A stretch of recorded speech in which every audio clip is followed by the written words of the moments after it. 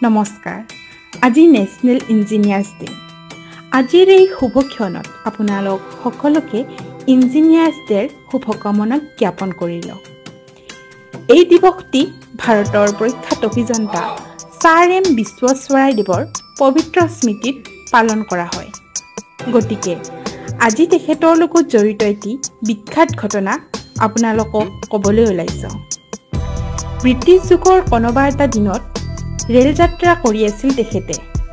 খিৰিকীৰ কাষত বহি মনোমোহা দৃশ্য উপভোগ কৰি আমোদ লৈ আছিল তেওঁ এই যাত্ৰাৰ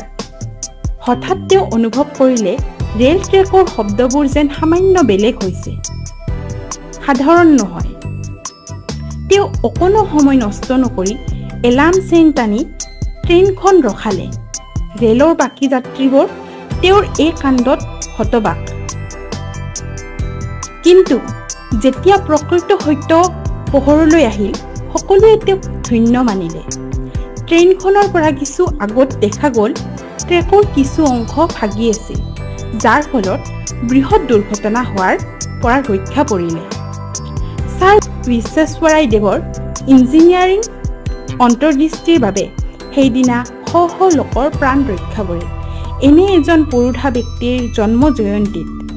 সকলোলৈ ৰাষ্ট্ৰীয় অভিযন্তা দিৱসৰ পুনৰবাৰ শুভকামনা জনালো ধন্যবাদ